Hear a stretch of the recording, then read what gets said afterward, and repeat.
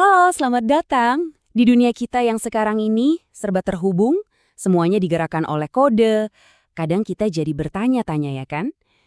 Di mana sih letak nilai-nilai kemanusiaan kita di tengah semua ini? Nah, kali ini kita bakal coba menelusuri sebuah persimpangan yang super menarik antara teknologi modern yang ngebut banget dan tradisi etika dalam Islam yang sebetulnya abadi. Yuk kita langsung mulai aja. Oke, kita mulai dengan satu pertanyaan besar yang jadi inti dari obrolan kita. Coba pikirkan deh, bisakah sebuah algoritma itu beretika? Maksudnya gini, saat kita makin banyak menyerahkan keputusan dari yang sepele sampai yang penting banget ke AI, apa kita beneran bisa menanamkan moralitas ke dalam baris-baris kode? Ini bukan lagi fiksi ilmiah loh, ini kenyataan yang dihadapi para insinyur teknologi ya setiap hari. Nah, yang menarik di sini adalah gimana cara pandang Islam merespons tantangan ini. Alih-alih bilang, wah teknologi ini asing, kita tolak.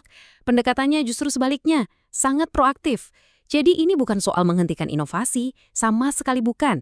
Tapi justru soal terlibat langsung, masuk ke dalamnya, buat apa? Ya buat membentuk dan mengarahkan teknologi ini ke jalan yang baik. Oke, di bagian pertama ini kita akan lihat gimana sih saat teknologi bertemu dengan iman.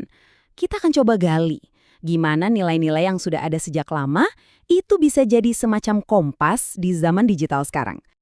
Jadi apa sih sebenarnya etika digital Islami itu? Gampangnya gini, bayangin aja ini sebuah kerangka kerja. Tujuannya jelas banget, memastikan setiap teknologi yang kita bikin itu ujung-ujungnya untuk maslahah ya, untuk kebaikan dan kesejahteraan manusia. Dan di saat yang sama, secara aktif mencegah kerusakan atau yang biasa disebut mafsadah.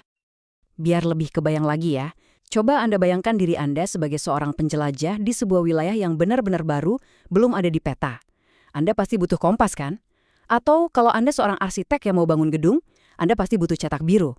Nah, etika digital Islami ini fungsinya persis kayak gitu. Dia jadi panduan praktis untuk kita menavigasi dan membangun masa depan digital yang lebih baik.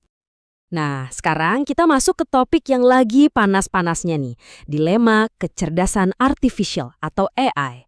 Disinilah kode-kode komputer itu bertemu langsung dengan konsekuensi di dunia nyata. Dan seringnya dampaknya itu masif banget.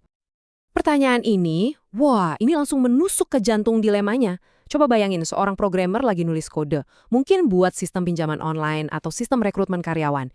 Setiap baris kode yang dia ketik itu punya potensi loh, potensi untuk menciptakan keadilan atau malah sebaliknya, justru melanggengkan ketidakadilan yang sudah ada. Ini tanggung jawab yang gede banget kan? Nah, disinilah kita sering lihat ada gesekan. Di satu sisi, tujuan utama teknologi itu kan efisiensi, otomatisasi, kecepatan, skala besar. Pokoknya serba cepat dan praktis. Tapi, di sisi lain, kalau kita cuma ngejar itu aja tanpa mikirin etika, dampaknya bisa serius banget. Kita bisa lihat munculnya bias dan ketidakadilan dalam sistem, atau bahkan ancaman besar terhadap privasi dan keamanan data kita semua. Oke, terus solusinya gimana dong? Nah, kerangka kerja yang kita bahas ini menawarkan semacam kompas etik yang praktis banget buat para kreator teknologi. Isinya 3 langkah sederhana yang bisa langsung diintegrasikan ke dalam proses mereka merancang sesuatu. Jadi, 3 langkah kuncinya itu ini. Pertama, niat. Sebelum bertanya gimana cara bikinnya, tanyakan dulu kenapa kita bikin ini, apa tujuan utamanya. Kedua, makosid atau tujuan-tujuan inti. Cek lagi, apakah teknologi ini sejalan dengan prinsip-prinsip untuk menjaga kesejahteraan manusia, kayak menjaga kehidupan, akal, atau keadilan. Dan yang ketiga, yang krusial banget, analisis dampak.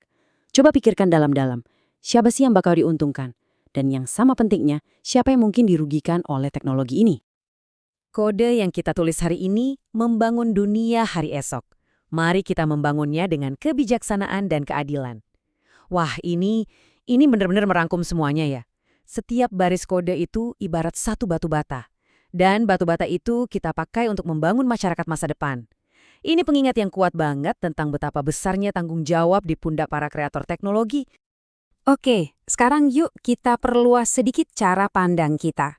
Karena sebenarnya tanggung jawab ini tuh nggak berhenti di para insinyur atau programmer aja. Ini adalah panggilan untuk kita semua, sebagai pengguna dan juga sebagai calon-calon inovator di masa depan. Betul banget. Ini bukan cuma buat para insinyur. Ini soal menciptakan generasi baru yang benar-benar melek etika. Generasi yang nggak cuma jago teknis, tapi juga punya kesadaran etis. Generasi yang nggak cuma bertanya, apakah kita bisa membangun ini, tapi lebih penting lagi bertanya, apakah kita seharusnya membangun ini? Beda banget kan? Terus, apa aja sih komponen literasi ini? Ada beberapa hal penting. Pertama, berpikir kritis. Jadi, kita bisa mempertanyakan teknologi yang kita pakai sehari-hari. Kedua, desain berbasis nilai. Artinya menanamkan nilai-nilai kebaikan itu sejak awal proses pembuatan. Ketiga, tanggung jawab sosial. Sadar akan dampak dari apa yang kita ciptakan untuk masyarakat luas. Dan yang terakhir, pemanfaatan positif. Menggunakan teknologi bukan cuma untuk hiburan, tapi untuk benar-benar membangun sesuatu yang berguna. Jadi, kalau mau ditarik kesimpulan, pesan utamanya sebetulnya ini. Etika digital Islami itu sama sekali bukan penghalang, bukan rem buat inovasi. Justru sebaliknya, ini adalah panduan proaktif, semacam akselerator untuk jenis inovasi yang berbeda. Inovasi yang lebih manusiawi, yang berpusat pada manusia, yang adil, dan berkelanjutan. Dan sebagai penutup, kita akhiri dengan pertanyaan ini untuk kita renungkan bersama. Gimana caranya kita memastikan teknologi itu melayani kemanusiaan, dan bukan malah sebaliknya, kemanusiaan yang diperbudak teknologi? Mungkin ya, jawabannya terletak pada kemampuan kita untuk menyatukan kebijaksanaan masa lalu dengan alat-alat canggih masa depan. Ini adalah tugas kita bersama, untuk memastikan teknologi tetap menjadi alat yang bermanfaat bagi kita semua. Terima kasih sudah menyimak.